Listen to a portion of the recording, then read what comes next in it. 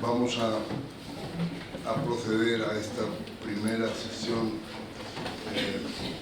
de apertura, primera sesión inaugural del 34º Seminario Internacional de Seguridad y Defensa que organiza la Asociación de Periodistas Europeos desde el año 83 con la ayuda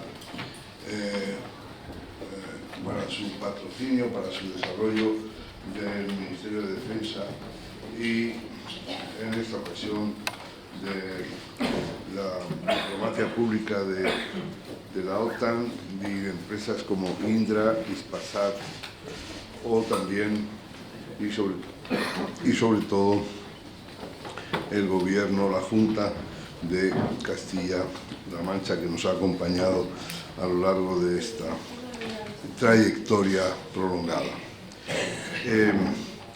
Bueno, hay que decir que la vamos a dedicar a el efecto que ha tenido sobre la OTAN y sobre la Unión Europea la agresión, la invasión rusa de Ucrania.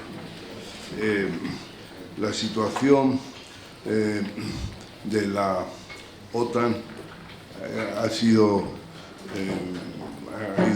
variando y ha pasado de la angustia existencial a la recuperación de su sentido.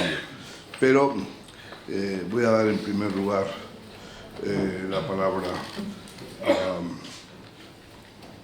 ahora debo hablar yo, que ya se me ha hecho una confusión grande. Creo que yo hablo el primero, después habla el almirante y después, como corresponde al rango de la autoridad, habla el consejero.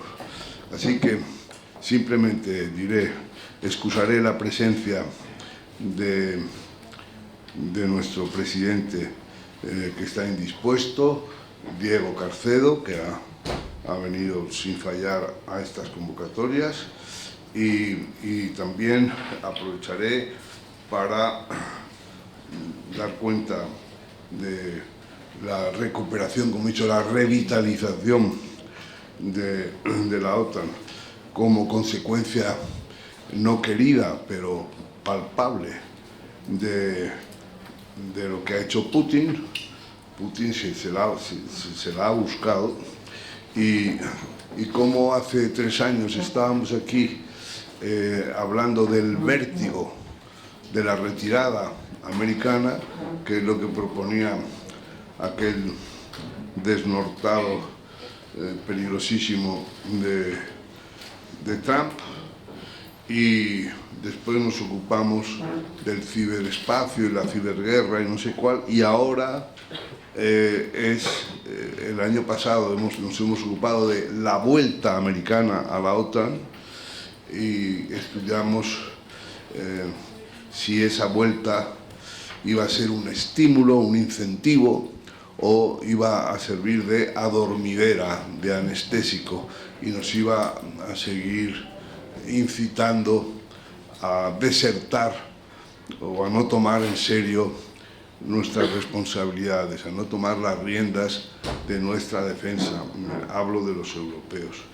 Así que en todos los puestos de trabajo, de asistencia, se ha incluido un volumen con este seminario que hicimos el año pasado, que no se pudo hacer aquí por razones de pandemia, pero que se hizo de todas maneras y que está compendiado en ese volumen, que trata de la vuelta americana a la OTAN.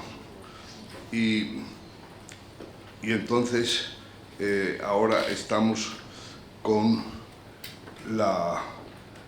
había dicho el presidente francés, los franceses siempre son un ejemplo desde Descartes de reflexión en profundidad, pues reflexionando en profundidad dijo que diagnosticó la muerte cerebral de la Alianza Atlántica, de la OTAN.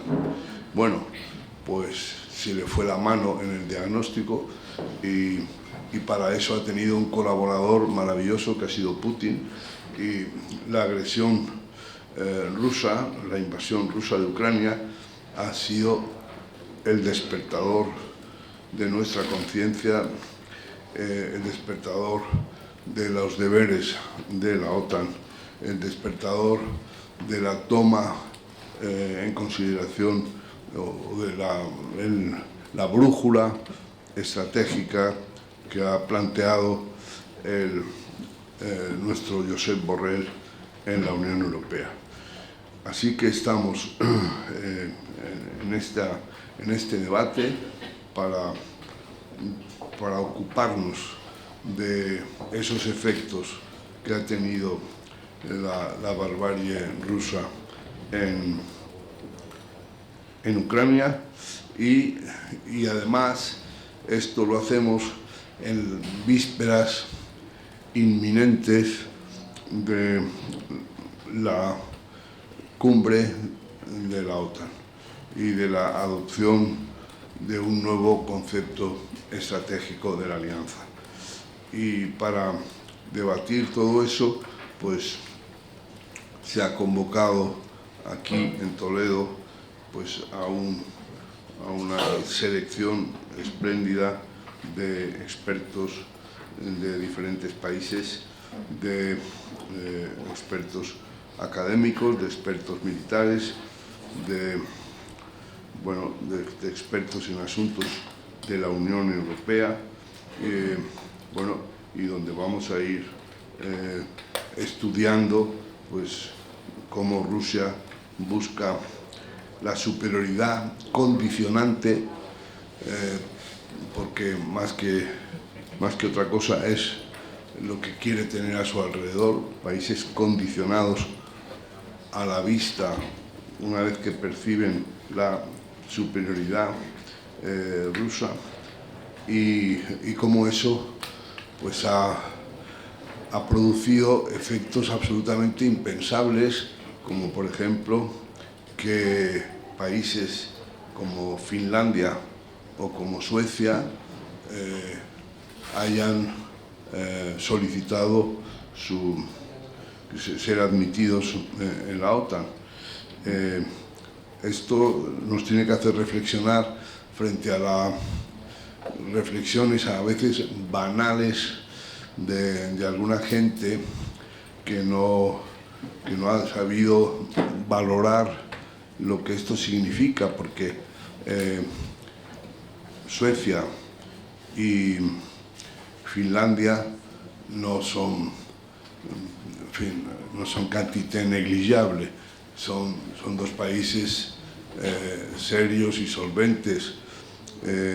¿Qué habrán visto, qué habrán percibido para solicitar su ingreso en la alianza? Siendo así que primero Suecia, pero también Finlandia, habían hecho de la neutralidad una bandera. No solo eran países neutrales, eran países neutralistas, eran países que querían difundir la validez de la neutralidad como un activo en la política internacional. Y resulta que ahora piden el ingreso. Esto se lo deberían apuntar en la libreta algunas gentes poco serias en sus reflexiones internacionales, que están bastante incardinadas en la política de muchos países, también en la política de nuestro propio país. Así que vamos a debatir sobre eso, vamos a debatir sobre la batalla del relato en la guerra de Ucrania, porque la guerra se disputa en los combates, pero también se disputa en los medios de comunicación. Y ahí hay que reconocer que Zelensky, el presidente de Ucrania, pues ha tomado yo creo que una ventaja importante, ha sabido presentar su caso en todos los foros, digamos, de primer valor. Y luego, pues también vamos a pasar por qué significa la guerra más allá de los combatientes, que en la guerra hay los que están en primera línea, pero también está la retaguardia. Y alguna vez alguien tendrá que hablarnos como si fuéramos mayores de edad y decirnos que la guerra también tiene consecuencias en la retaguardia y que pues hay dificultades, carencias que se perciben, que se sienten, que tienen que ser aplicadas a distancia del frente. Y luego nos ocuparemos de esa Europa que descubre que quiere defenderse y que no quiere prescindir para nada de la OTAN, pero que quiere tener su propia capacidad, su propia autonomía estratégica. Hablaremos también de los escudos ante la desinformación. Sobre este asunto se ha trabajado mucho en el Departamento de Seguridad Nacional de España y se ha conseguido una precisión terminológica para dejar clara la diferencia entre eso que se ha dado en llamar las fake news y algo que es bastante más preciso y bastante más relevante, que es la desinformación. Y bueno, nos ocuparemos de este descubrimiento que tendrá también muchísimas consecuencias en todos los órdenes, también el de la inflación y todas estas cosas, que hay que dedicarle más esfuerzo económico a los asuntos de la defensa. Los americanos están de vuelta, se llama en esa sesión inversiones e intervenciones. Y bueno, también haremos un repaso a lo que se ha estado analizando con interés y con intensidad en estas vísperas de la cumbre, que es qué ha aportado España a la OTAN y qué ha aportado la OTAN a España. Bueno, pues eso es en lo que estamos, para eso os hemos convocado. Esta respuesta en este aula nos llena de satisfacción, porque vemos que nuestra convocatoria no ha caído en vacío, que ha sido capaz de interesar a muchas gentes de todos los ámbitos que antes he referido. Y muchísimas gracias por estar aquí y por participar en estas sesiones. Entonces ahora le doy la palabra al almirante que nos va a llevar de su mano, al almirante Juan Francisco Martínez Núñez, secretario general de Política de Defensa. Muy importante siempre en el ámbito militar las siglas. En cualquier otra cosa, pues, pero esto se llama SEGEMPOL, no tal. Y entonces el SEGEMPOL tiene la palabra para hacernos algunas reflexiones inaugurales. Muchas gracias. Muchas gracias, Miguel Ángel. Querido consejero de Hacienda y Administraciones Públicas, Juan Alfonso Ruiz Molina. Querido secretario general de la Asociación de Periodistas Europeos y, sin embargo, buen amigo, Miguel Ángel. Señoras y señores, cuando uno se enfrenta desde hace ya algunos años a esta vista y se subyuga, pues realmente es muy difícil dirigir la atención al público.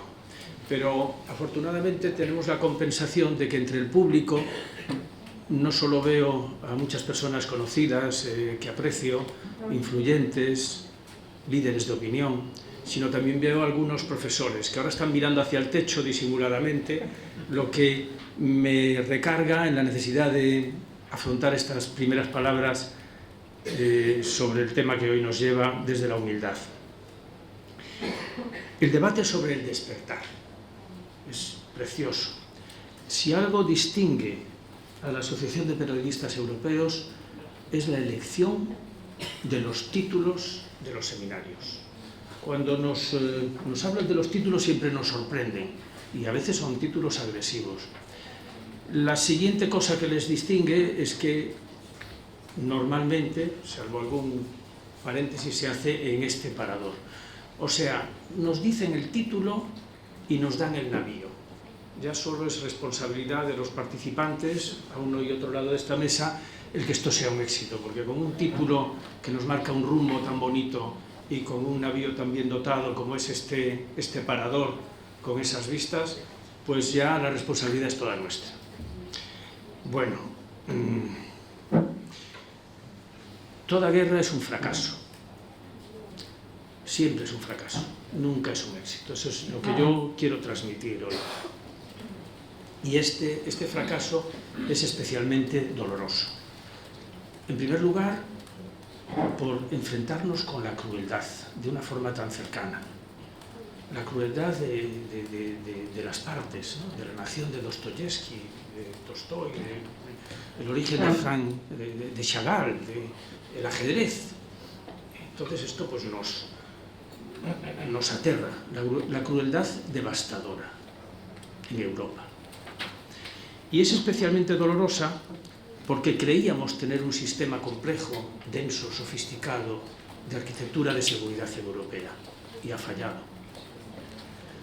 Ante este fallo, lo primero es ayudar al agredido y hacerlo conteniendo, hacerlo evitando la escalada y evitando la extensión del conflicto.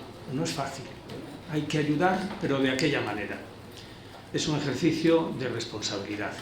Creo que esas dos cuestiones las estamos haciendo bien. La tercera es reducir, bajar el efecto catalítico tremendo que este conflicto está teniendo en el mundo, en las sociedades que más sufren. Y eso no lo estamos haciendo, no estamos sabiendo cómo reducir. Podríamos hablar de los efectos catalíticos, globalización, desglobalización, suministro de alimentos, etc. Cada uno puede pensar en lo que más le preocupe. Y estos son los tres primeros ejes.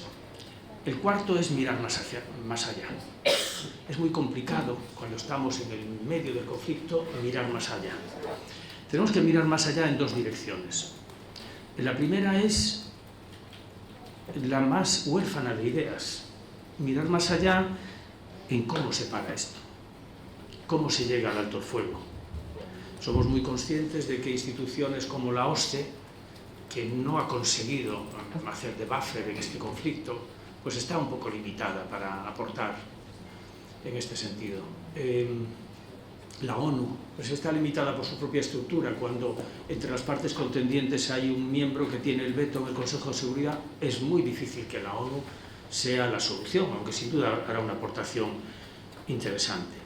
Y tenemos el despertar de las otras organizaciones, de las dos grandes organizaciones de seguridad en Europa, la OTAN y la Unión Europea, muy complejo que puedan aportar, porque en esta etapa, ¿no? Porque son jueces y parte. Entonces tenemos una enorme dificultad para conducir al alto el fuego, a una situación que haga que, bueno, en este momento vamos a buscar un ceasefire desde el que construir el futuro. Pero tenemos que mirar mucho más allá. Ha fallado la arquitectura de seguridad en Europa y tenemos que reconstruirla. Y la arquitectura de seguridad en Europa no es fácil de construir. Desde el derrumbe de la URSS hace 30 años, la habíamos construido maravillosamente, desde la confianza. Había oficiales de enlace, observadores, un acta fundacional, OTAN-Rusia, es una maravilla de acta fundacional. Había reuniones cordiales entre equipos de unos y otros. Incluso había una apertura, como nos iban indicando los tratados de control de armas, las medidas de confianza mutua, todos conocemos, cielos abiertos, documento de Viena. Ven a verme que estoy preparando un ejercicio, estate tranquilo. O sea, los contrapesos, los resortes de la seguridad se basaban sobre todo en la confianza. Todo estaba centrado en la confianza. ¿Y qué hacer ahora, cuando la confianza es imposible? Pues, por paradójico que sea, tenemos que basar la futura arquitectura de seguridad y empezar desde ahora a pensar en ella, en la desconfianza. Y puede funcionar. La desconfianza puede funcionar. La confianza nos acerca al otro. Busca el roce con el otro y la discusión. La desconfianza nos aleja del otro. Al alejarnos del otro, buscamos espacios y tiempos para que cualquier reacción imprevista tengamos más tiempo. Pero la desconfianza nos va a llevar a un ínterin peligroso, o por lo menos que no se apoya en los elementos clásicos de una arquitectura de seguridad. Necesitamos colocar fuerzas cerca de la zona de riesgo, fuerzas contundentes cerca de Rusia, y todo ello nos puede llevar a carecer de ese buffer, de ese distanciamiento. Además de eso, pues vamos a necesitar también crear unas estructuras que desgraciadamente en un primer momento nos podrían recordar a algo tan horrible para Europa como sería una especie de reproducción de la zona desmilitarizada de Corea. Cuando teníamos en los años 90 una Europa de abrazo, bueno, pues, paulatino. Es tremendo el momento que estamos viviendo. Y en este momento, de este momento que estamos viviendo, necesitamos ideas, necesitamos debates, necesitamos roce. Ninguno tenemos la solución, pero la solución está aquí, está entre todos. Estos días estamos asistiendo al despertar de una nueva OTAN que, como Miguel Ángel nos indicaba, viene a colación del regreso de Estados Unidos a Europa. Estados Unidos, que ha mostrado su solidaridad con la Unión Europea durante la Primera Guerra Mundial, con Europa, durante la Segunda Guerra Mundial, su persistencia en el esfuerzo durante la Guerra Fría, ahora vuelve a Europa. Nuestra nueva administración, que tiene muchos problemas internos y a pesar de todo es capaz de mirar hacia afuera. Se ha dado ya un notable abrazo con la Unión Europea y está ayudando de una forma novedosa y muy inteligente a construir esta seguridad europea desde la Cumbre de Madrid. No podemos entrar en detalles ni de contenidos ni de continentes, porque se rozan todos. Los contenidos son muy importantes para el continente que estamos logrando, pero después de varios meses o casi 2 años de preparar esta cumbre, que comienza con el NATO y los objetivos OTAN 2030, cada día tiene su afán y cada día tiene su noticia, que a veces son maravillosas. Espero que se plasmen estas noticias del despertar de una OTAN que es capaz, en medio de una contienda como esta, mirar con cierta generosidad a intereses más globales, mirar lo que está pasando en el mundo, mirar al sur, moverse, atender a la disuasión en el este, atender a lo que tenemos que atender en el este, pero a la vez una mirada al sur de una profundidad, de un enfoque, de una amplitud sin precedentes. Y también la Unión Europea ha despertado con la brújula estratégica. Hace 3 años, cuando Ursula von der Leyen nos hablaba de la brújula y tal, y hablaba con España, bueno, un poco más, porque ya en junio de 2016 empezamos a hablar con ella de esto, en Berlín. Bueno, pero entonces, ¿pero qué queremos y tal? No sé. Y lo que yo puedo decir es que las organizaciones internacionales, cuando son maduras, tienen personalidad propia. No es lo que cada uno aporte individualmente, es que las ideas entras en un debate y no sabes lo que va a salir de él, pero la brújula estratégica, nadie pensaba que iba a ser el enorme documento que hemos terminado produciendo. Y todo esto nos lleva a un momento de especial responsabilidad para España, porque comenzamos con un concepto estratégico de Madrid, que ya les digo, va a mirar en todas direcciones, va a mirar con inteligencia, no solo desde la superioridad, desde esta especie de ensimismamiento que las organizaciones tan fuertes, la fortaleza de la OTAN tienen, sino también desde la empatía y el respeto hacia otras formas de concebir. Por tanto, es un concepto estratégico renovado y que va a durar. Y luego tenemos que poner en marcha las como 120 medidas importantes que nos marca la brújula estratégica. Y en esta puesta en marcha, pues la Unión Europea viene a España. Dentro de 1 año y 3 meses, o de un año y 1 mes y medio, presidimos el Consejo de la Unión Europea.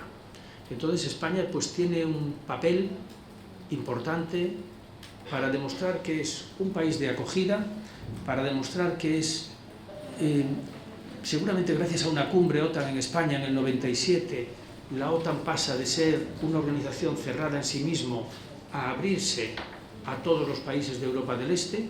Ahora necesita abrirse a otras percepciones del mundo como aldea global, necesita abrirse a que los retos, muchos de ellos no se detienen en ninguna frontera y necesitan un concierto nuevo de naciones, y a España le corresponde un protagonismo importante en todo ello.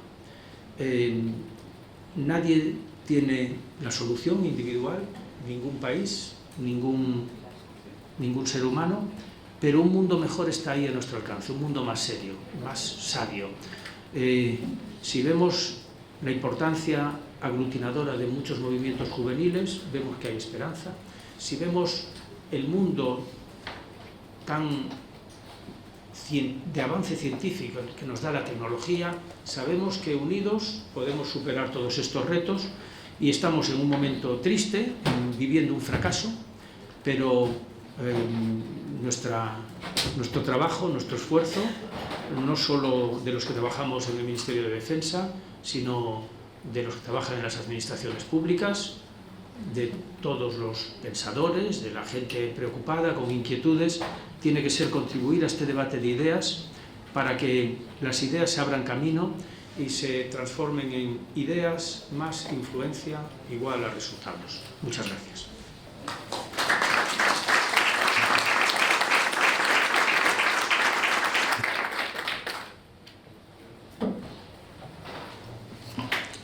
Bien, buenos días a todos y a todas. Yo también tuve la oportunidad de tener mis propias siglas cuando estuve en el Ministerio de Defensa. La del almirante Sergen Pol, la mía era más difícil, era Digeneco. También es verdad que era el que martilleaba a los ejércitos con lo que era el presupuesto, con la distribución del presupuesto entre los 3 ejércitos, entre el órgano central.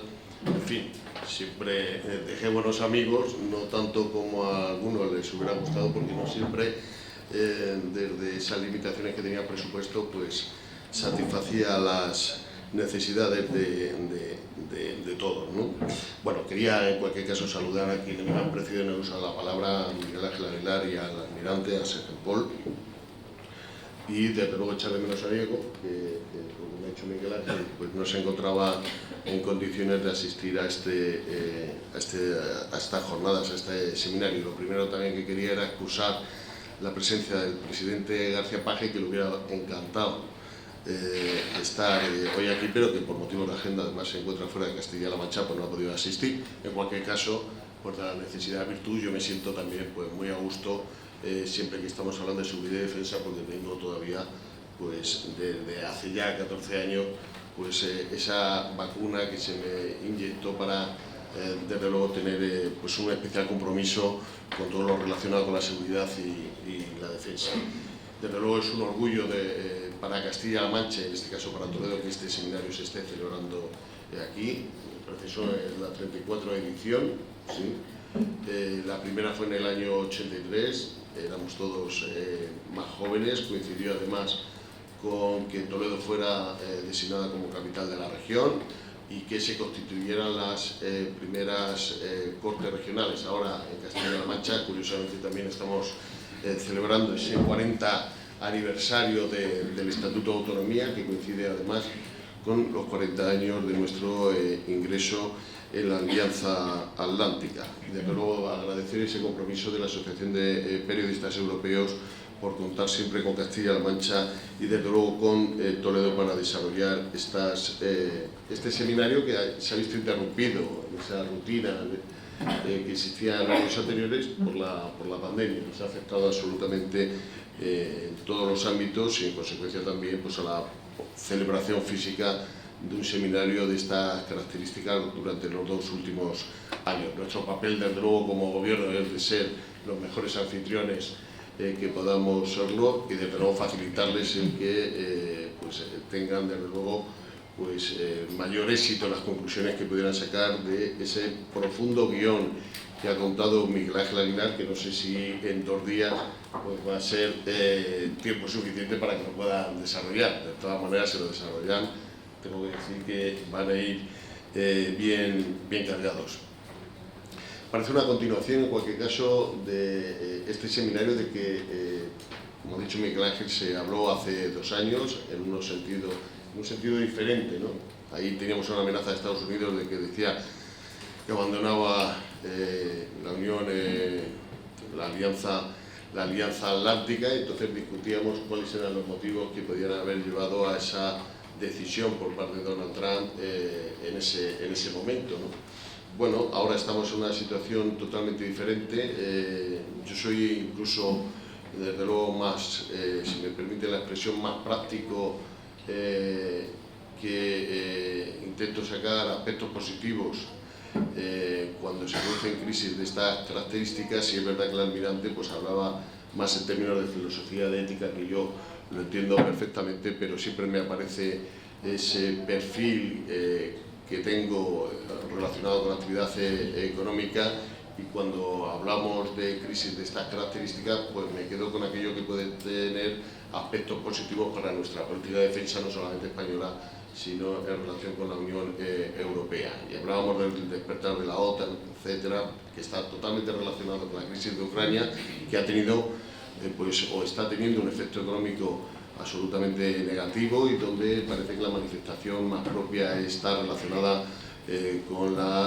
repercusión que este conflicto tiene desde el punto de vista económico en la inflación, y fundamentalmente con todo lo relacionado con el sector energético. Bueno, pues es un aspecto negativo, pero hay otro que yo me quedo también positivo, y es que se ha puesto sobre la mesa la necesidad de incrementar el gasto en defensa, algo que llevamos muchos años, aquellos que defendemos la necesidad de tener una política de defensa potente, por lo menos a nivel español. Y bueno, ya no hay debate, parece que todos hemos asumido que es necesario incrementar el gasto en defensa, y además nos ponemos como objetivo un porcentaje del PIB, que a mí me parece correcto, es una meta a la que tenemos que llegar. En este caso hemos dicho, o se ha dicho, el 2% del PIB, que significa duplicar el gasto de defensa pues en los próximos 10 años. Yo creo que, desde luego, tengo que decir para mi orgullo que quien analice la evolución del presupuesto de defensa, pues voy a decir, al menos en los últimos 20 años, verá que, y lo digo con mucho orgullo, en la época que a mí me tocó discutir con el Ministerio de Hacienda, conseguimos desde luego pues unos incrementos que me fijaba siempre como objetivo. Luego me ayudaba, desde luego, yo hacía la primera discusión, luego ya me ayudaba el ministro, de conseguir que siempre el crecimiento porcentual del Ministerio de Defensa estuviera por encima del resto de los ministerios, y era ya una cuestión de prurito más que de eficacia, ¿no? Pues estamos hablando de pocos porcentajes, pero yo creo que en ese sentido sí que conseguimos en aquellos momentos convencer al Ministerio de Defensa pues, de la necesidad de reforzar las capacidades que tenía que tener España en materia de defensa, y fundamentalmente también, y es a lo que me quiero también referir, pues al efecto que tiene la industria de defensa española en relación con la generación de riqueza y empleo. Por eso digo que algunas veces yo me centro demasiado en lo práctico y no en lo que hay detrás. Entonces, siempre hemos dicho que el gasto de defensa no solamente aumenta las capacidades y nos hace estar más seguros, sino que también tiene un efecto importante sobre la generación, sobre el crecimiento del PIB, sobre la generación de empleo. Y desde luego utilizar la tecnología de doble uso, saber que la I+D en defensa pues lógicamente la aplicación al mundo civil y desde luego refuerza lo que es la innovación y en consecuencia pues yo creo que matamos varios pájaros de un tiro. Hay que ver siempre, y eso lo hablábamos cuando hablábamos siempre de la cultura de defensa, ¿no? De trasladar a la sociedad la importancia de tener una defensa importante a nivel nacional, que tiene además una repercusión importante sobre la economía. Yo creo que con esos argumentos siempre se ha conseguido, desde luego, del Ministerio de Hacienda, que es mucho más frío de lo que podemos estar aquí, aunque yo ahora lo soy en el ámbito que me corresponde dentro de la comunidad autónoma, pues sí convencer de ese doble objetivo que podemos tener con un incremento del gasto de defensa. Por lo tanto, se ha fijado, ya no hay debate, ahora ya simplemente está en función de la disponibilidad presupuestaria que pudiera haber, pero está claro que por el equipo de defensa lo tenéis desde luego más cómodo que en unas situaciones diferentes. Por tanto, insisto que siempre hay que hacer de la necesidad virtud y yo creo que en este sentido es importantísimo. El segundo aspecto que yo considero también muy positivo, porque hay que hacer frente a esa asignatura pendiente que tiene la Unión Europea, que se centra en la política económica y en la política social, pero que yo creo que es importante también que se centre en la política de defensa.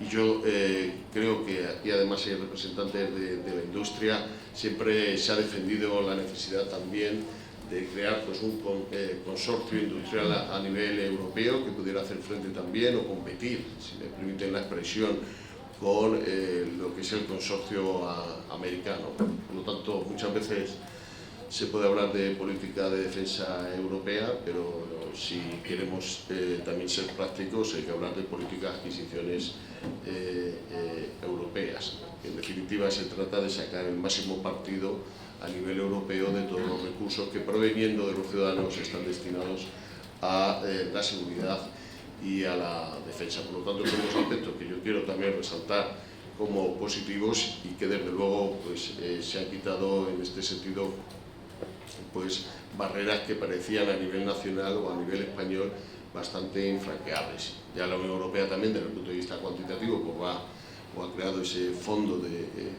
defensa por unos 8.000 millones de euros, creo que era la cuantía por la que se había aprobado para el programa 21-27, que yo creo que es una cantidad, no sé si suficiente, pero desde luego sí que pone de manifiesto el interés por parte de las autoridades europeas de potenciar el sector de la defensa a nivel europeo. Por lo tanto, yo creo que es positivo. ¿Qué ocurre cuando, desde el punto de vista económico, Europa considera que debe dar un impulso al gasto de defensa? Pues lógicamente que entramos en confrontación con la industria americana.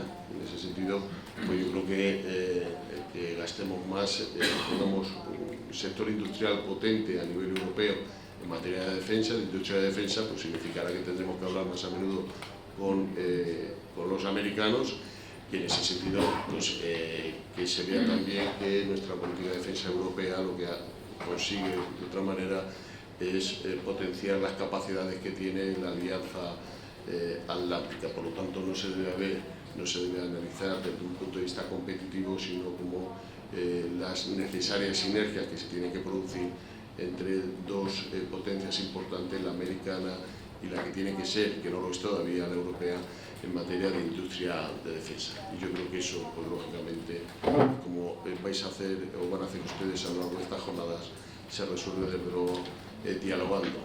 Y de esta jornada sí que es importante trasladar a la ciudadanía la importancia de la seguridad y de la defensa, en el sentido de que nos garantiza la libertad, y la libertad nos permite tener democracia, y es democracia precisamente lo que ha permitido la prosperidad de los países. Por lo tanto, cuando se hablaba tanto, seguís hablando, me imagino, en defensa de la cultura de defensa, yo creo que es importante poner sobre la mesa pues, los beneficios que tiene el ser el poder ser potencialmente seguros ante pues, las amenazas o las nuevas amenazas que se pudieran producir, y que desde luego es necesario que tanto por parte de la Alianza Atlántica como por parte de Europa pues paremos los pies pues, a todos esos atrevimientos o atentados contra la democracia como el que está sucediendo ahora en Ucrania. Por lo tanto, yo creo que, si me permitís, frente al pesimismo que es lógico que tengamos en relación con un conflicto de estas características, pues también hay que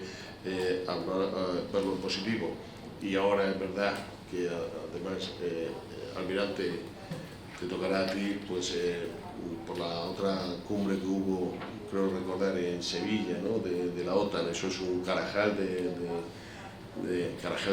dificultad a la hora de organizar una cumbre de estas características. Por lo tanto, no me gustaría estar en tu pellejo en estos momentos, porque es a ti además a quien más responsabilidad tiene en relación con esa organización. Bien, son 40 años lo que lleva España en la Alianza Atlántica. Coincidía también con la efeméride nuestra del Estatuto de Autonomía, y yo creo que lo que ha provocado el principal efecto que ha tenido, desde luego, que España esté en la OTAN, que empezó mal, pero ya nos hemos dado cuenta,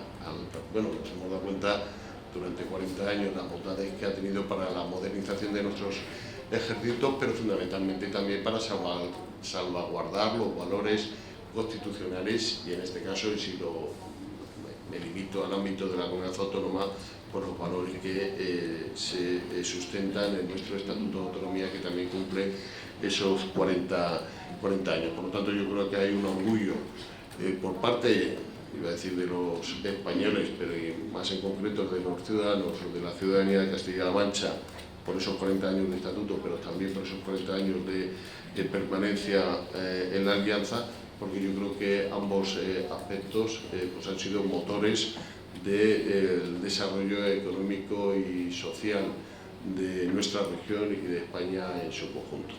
Sin ánimo, desde luego, de alargarme más, les deseo que saquen el máximo provecho de estas intensas jornadas que van a mantener durante estos 2 días, y desde luego, si les queda, que no sé si les va a quedar, un minuto de tiempo libre, pues que lógicamente visiten la ciudad, que desde luego es un parque temático, si me lo permiten, y desde luego merece la pena. Pero es verdad que, como muchos de ustedes ya han estado en otras sesiones, no sé si en las anteriores les habrán permitido tener un minuto de asueto para que visiten lo que es una ciudad patrimonio de la humanidad.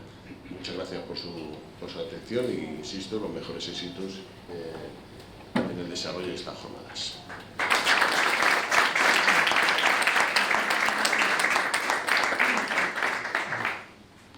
Muchas gracias, consejero, muchas gracias, almirante.